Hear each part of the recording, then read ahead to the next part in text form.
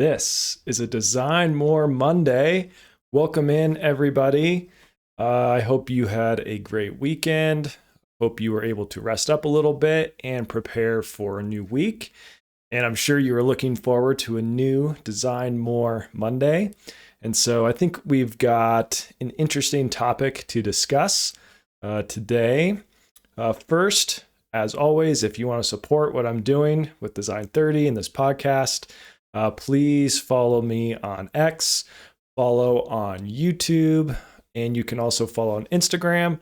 Not as active on Instagram, just trying to focus in on some stuff right now. So focusing in more on X, but everything is also on YouTube and also on Spotify. It's also the podcast, at least the audio version, is available everywhere that you can find podcasts.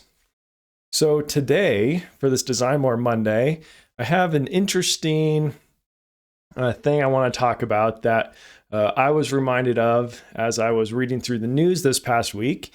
And as you might have been aware, the CES event, I believe in Las Vegas, took place this last week. And what this is, if you don't know, is a big event where essentially they show off a bunch of consumer technology, and that can include all sorts of different things. Right now, obviously, some of the big things are robots.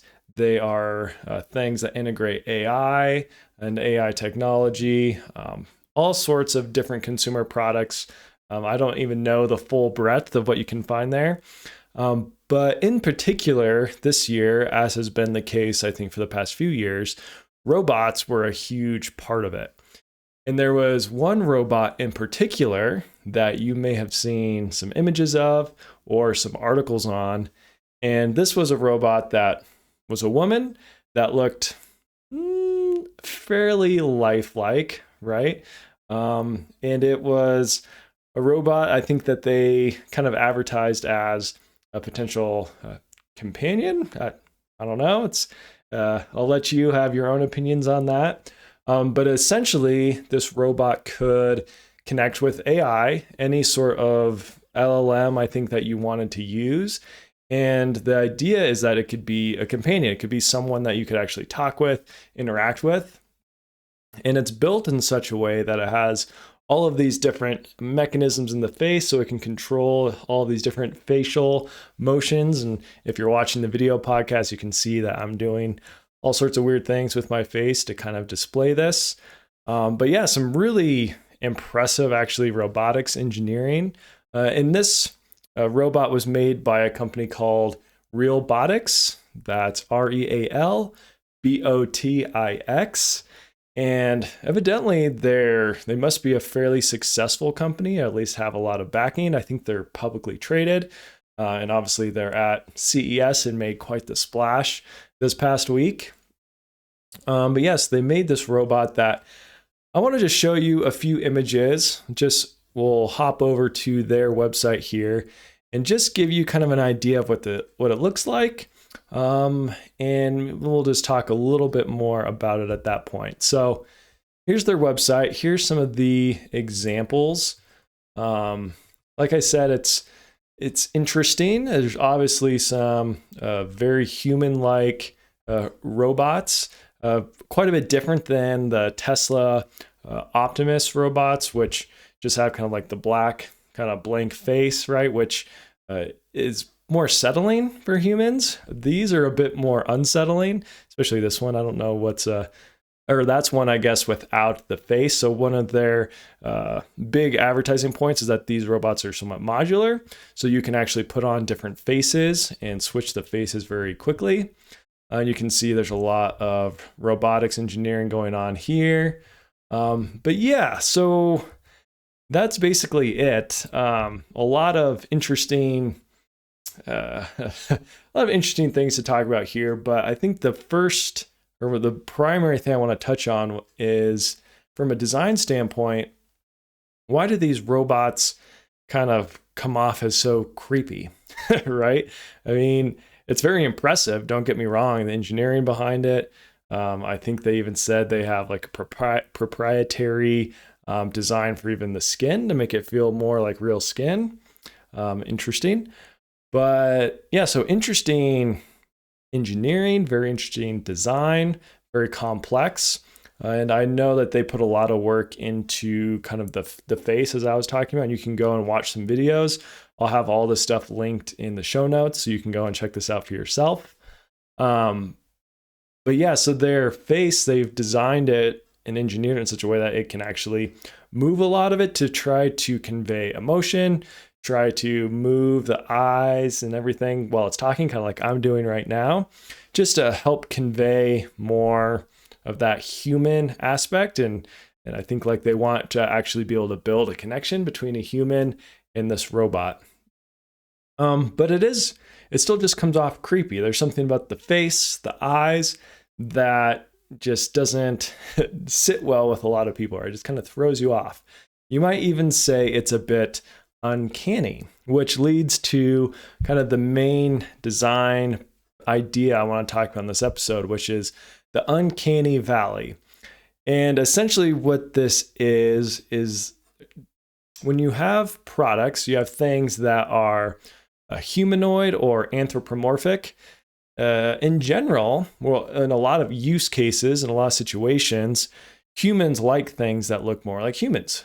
We've talked about this before. There's kind of the shape of even like shampoo bottles, right? It's more anthropomorphic. It's something that's more comforting for people, kind of attractive for people.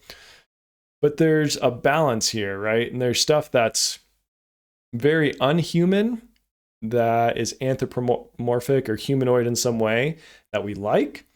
And then on the other side of the spectrum, there's stuff that is humanoid or human-like that looks very like incredibly similar to humans, which we also like very well done, maybe CGI or something, or just looks like a human, and that sits fine with you. But then there's this point in the middle where something like these robots that I showed looks very human, but at the same time, it's not quite all the way human, and you can tell quite easily. Just something about it looks very off, and it becomes very unsettling. Just doesn't sit well with you. Just kind of is creepy, right? And that's called the Uncanny Valley. And there's actually a really good or really helpful graph that kind of helps explain what I was just talking about.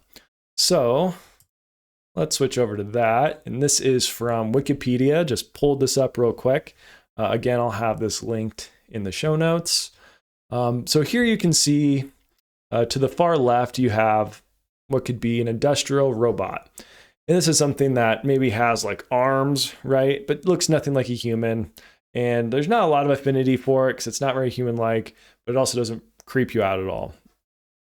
So you can see the scale on the y-axis is affinity, how much a human, us, like it, how much you feel affinity for it. And then there's also the scale on the x-axis, which is how much it looks like a human. So as you keep going over, you get to this point, maybe this humanoid robots here, kind of in the middle. And this is something maybe like Optimus, right? Where it looks a lot like a human, shaped like a human, but doesn't have a face, doesn't have skin. There's very obviously a robot, and it looks cool, right? It looks like something from a sci-fi movie, something that's not unsettling because you know it's not a human. It just looks interesting and cool.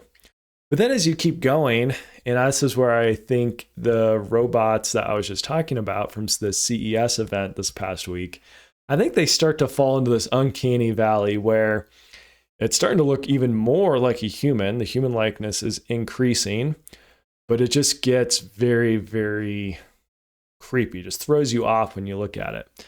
And one of the reasons for this potentially is that, there's a few different things that people talk about when it comes to the Uncanny Valley. And is it real? Is it not real?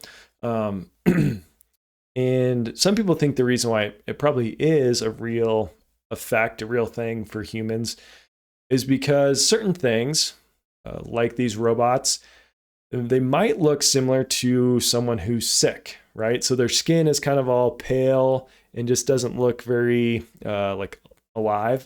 Could also be someone who's not alive, could be a corpse, right? And their eyes aren't really moving. You see kind of like this dead eye look in a lot of these robots.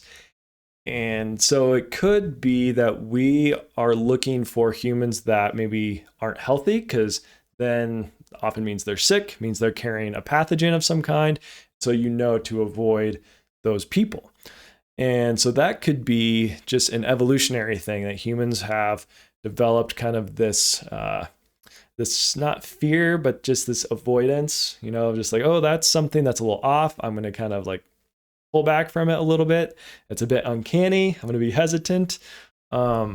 That we've developed that to avoid pathogens. And maybe it's that same effect. That's kind of what our brain is reacting to when we look at these robots that we know aren't humans. We know they're not alive, but they're weirdly close. And so that's where this uncanny valley is. That's where a lot of these robots live, in this spot. And so this is just something to be aware of if you are potentially working in the robotics industry, if you are building these humanoid robots, something to be aware of if you're even just using something like mannequins and you want to know, like, okay, these mannequins are creepy. Why are they creepy? Or what mannequins should we buy that won't creep people out? For example, you probably don't want a mannequin that looks very human, because again, that's just going to give people a little bit of that weird vibe. They're going to come into your store and not feel comfortable with that. So, and it's also just something that I think we're going to be seeing more and more of. And so you're going to hear this term, the uncanny valley, quite a bit. I would say probably this year, 2025. So I just wanted to touch on that, and I felt like it was timely with this big CES event, and just how much buzz was around these robots.